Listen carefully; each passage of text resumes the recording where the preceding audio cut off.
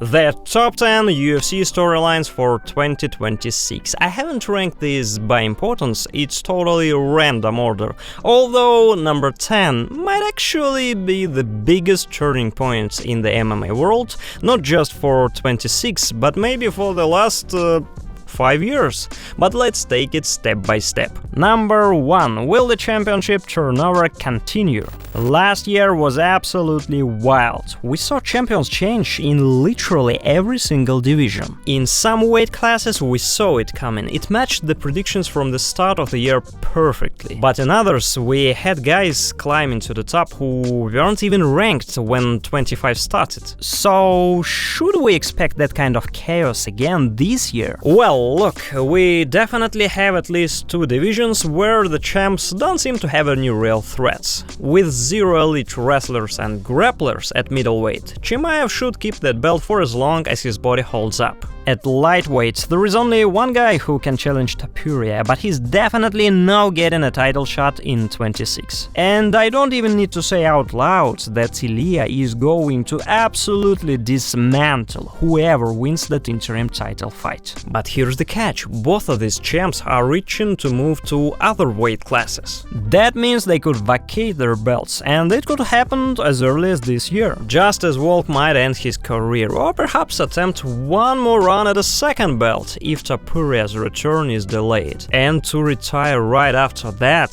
man, that would be a masterpiece, especially after the devastating losses of the last couple of years when it seemed inevitable that Volk would repeat the grim finale of Frankie Edgar. But he managed to get back in the game last year, so why not achieve something even more spectacular this year? Number 2. Is the generational shift finally done? This one leads straight out of the Volk situation. Right now, in January 26, the generational shift in the UFC feels sharper than ever. A couple of years ago, we talked about the dominance of the gold generation, or simply the exciting fights of top contenders. But now, objectively, their time is fading. Most of them have lost their belts, are getting beat by the new wave, or are already gone. And it seems the only veteran from this wave who still feels more or less secure is Volk, although more or less is an understatement. At 37, the man returned after 2 brutal losses and regained his belt, becoming the oldest featherweight champion in history. Many young prospects who are currently promised greatness will never achieve anything close to that. Though there is one other name from the past who might have a massive year, but this is 99% on his manager. Can Ali actually pull strings and set up a title fight between 2 of his own clients? If he pulls that off, if he skips the line over all these young hungry killers to get old man Kamaru a title shot, then it's over. Love him or hate him, the debate about the GOAT manager is settled forever. Personally, I want to see Morales get the shot, but the Kamaru scenario feels more real every day. At first I thought it was a joke, but after seeing how the UFC is moving lately, it's crystal clear. Pure sport doesn't matter nearly as much as star power. So right now I'm saying it's a coin flip, 50-50, that Islam's first defense at 170 is against Kamaru. What do you guys think? Drop your predictions in the comments. Number 3. Who's next for double champ status? 2023 gave us 2 double champs. 24 gave us 0. 25, boom, 2 again. So are we keeping this trend alive this year?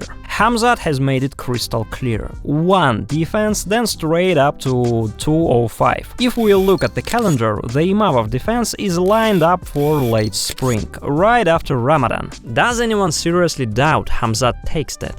I mean, Imavov spent whole round stuck under Brandon Allen. Fair play to him, he turned it around in the second and third and stuffed the takedowns, but let's be real, this is a completely different level. The bigger question is, can Boris actually fight again at the end of the year? Theoretically, there is plenty of time and he wouldn't even have to cut weight, but the last time this guy fought twice in 1 year was stuck in 2022. By then, Pereira is almost guaranteed to be at heavyweight, so Khamzat would likely be looking at Carlos Ulberg. And honestly, that looks like a very winnable path to double champ status. Among other possibilities, I repeat, Volkanovski if Topuria is delayed, belt or moves up immediately to chase Makhachev.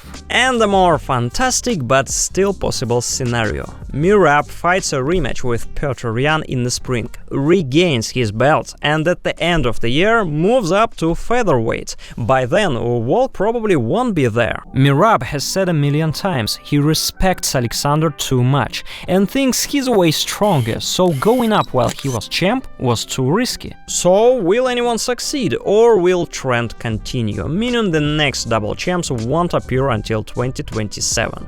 Share your opinion in the comments. Number 4. Will we finally see a triple champ? This one is simple. Two guys have a legit shot at making history this year. Maybe the best shot any double champ has ever had. I actually just dropped a whole video breaking this down a couple of days ago, so definitely go watch right after this video. To imagine two of the sport's biggest superstars entering the new year with one clear mission: to make history by winning a third belt. And the crazy part is the way everything's lined up right now.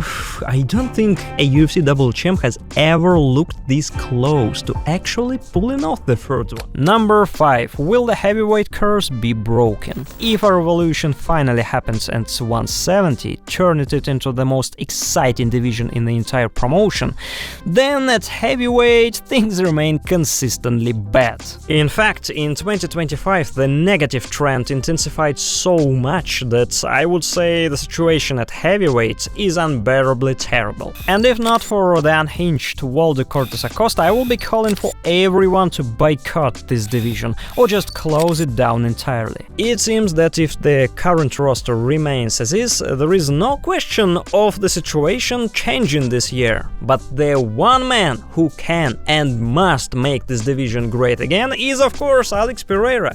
He is literally our only hope. Though I'm curious to see how and when Aspinall comes back. Tom's character arc last year was insane. He went through the kind of development that usually takes TV show protagonists 5 or more seasons. Just 1 year, most of which was spent based on support, sympathy and hope that he was the one. But how instantly, in a single moment, did all that collapse, replaced by the deepest disappointment. But let's be honest, the hardcore fans, the ones watching his vlogs and following his socials, we always knew Tom treats this game strictly as a professional. He's not doing this out of burning passion, he doesn't see MMA as his life's calling, and not at all, and that's fine. That's why that talk with his dad about moving to boxing, or the decision to quit in the gunfights, none of that really shocked me. But how will he return given the changed attitude of the MMA community towards him? How will he cope with the pressure? How will he handle all this mentally? Well, at least that's one interesting storyline for this cursed division. We don't have much to choose from.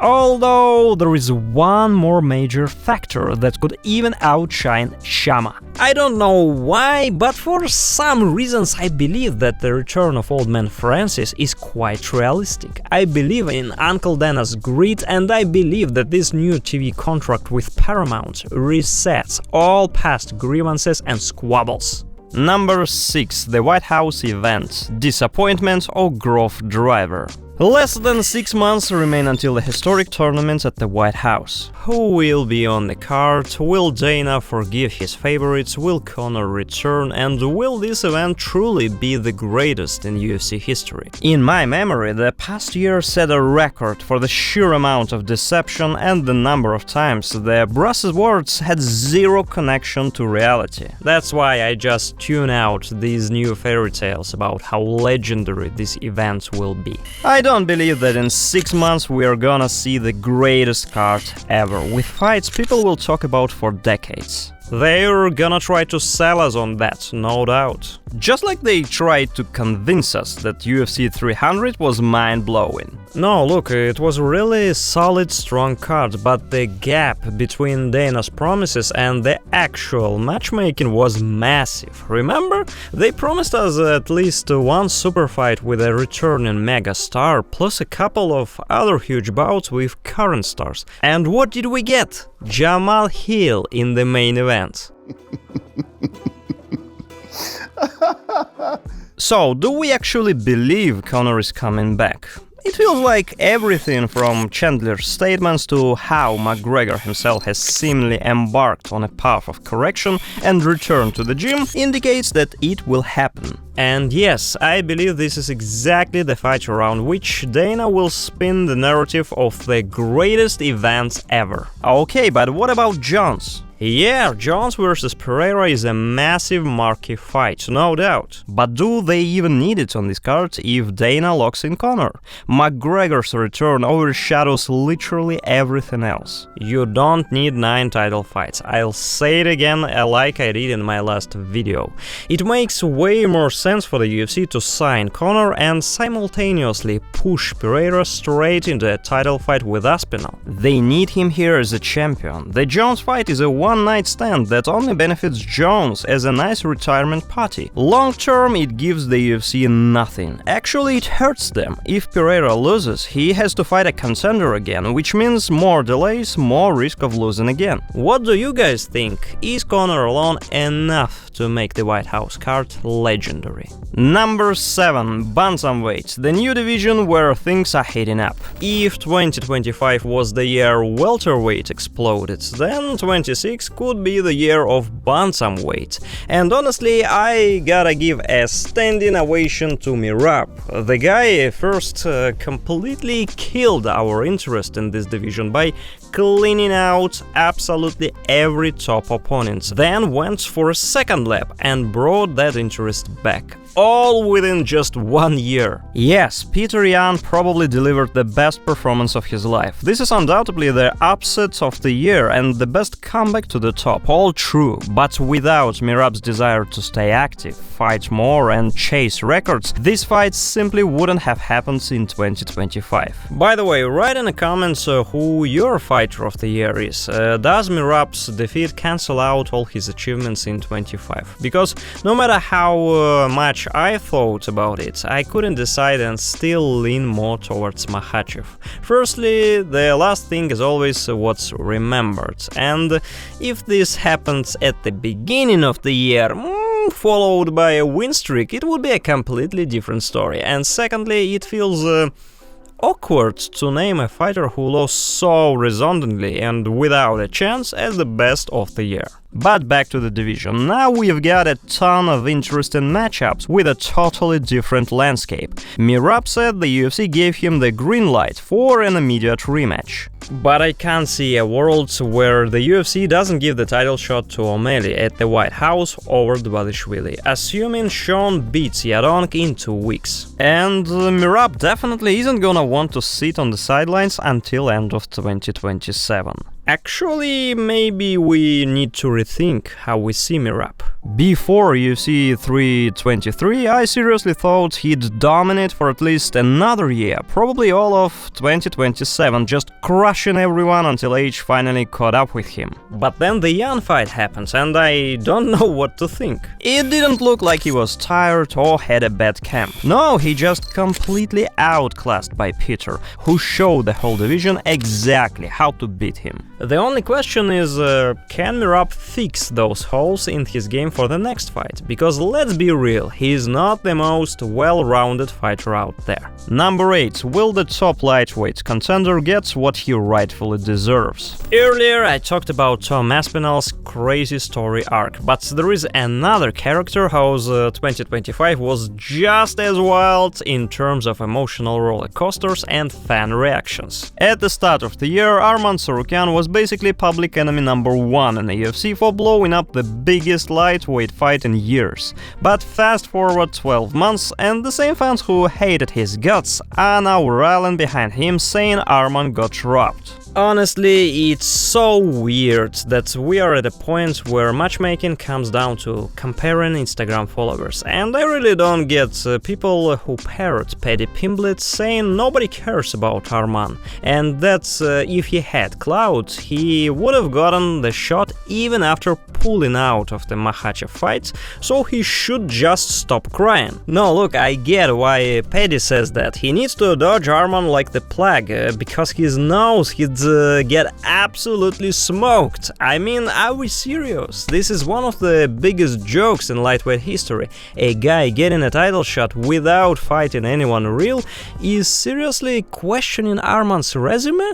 And Aspinall is just sitting there letting him say it? But speaking of status, I think Arman actually leveled up his media game big time last year. He's even got his own signature things now that go viral every time. If I really think about it, my MMA feed was flooded with Arman more than anyone else, whether it was his foot challenges or him beefing with Topuria. Of course, the ideal scenario for the start of the year would be Gagey pulling out of the fight and Arman stepping in as a replacement. I would give anything to see Paddy's face when he was informed of that substitution. That would simply be a masterpiece. But as it stands, one can only wish Tsarukyan patience. It sucks, obviously, hitting your prime, being at the best age for a fighter when the mental and physical aspects begin to align perfectly, and just waiting. Maybe it'll just make him stronger, kind of like that other former lightweight champ who everyone ducked for years. Number 9. How will the losers return?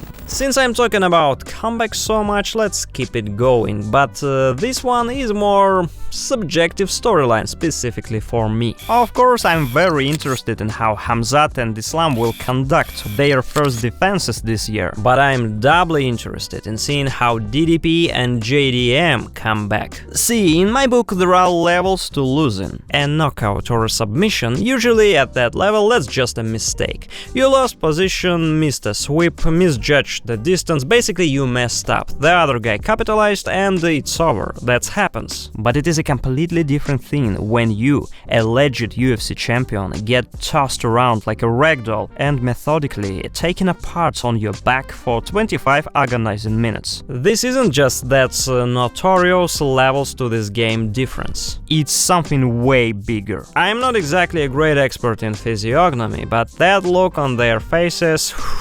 That was the look of a deeply broken man who was zero answers and just prays for the final horn. The only question now is, what did they learn from those 25 minutes of hell? Who comes back stronger and who is actually broken for good? Both fighters are absolute elite, I like them both and I really want to see which version of them shows up this year after getting humbled like that. Number 10, is the fight of the decade actually happening? The main storyline not just for 2026, but maybe for the biggest timeline in the MMA world right now. Ilia Topuria versus Islam Makhachev. Do we still expect this fight? Do we still want it? You know, I have thought about this topic for a very long time, discussed it with friends, analyzed it, and came to a very disappointing conclusion for myself. Firstly, it seems to me that the perfect moment for the fight of the decade has already been missed. And it was missed the moment Belal Muhammad decided to prove to everyone that he is the best boxer at welterweight. Secondly, in any case, this fight will no longer be a battle between two of the best representatives of their generation and style at their absolute peak and in their prime condition.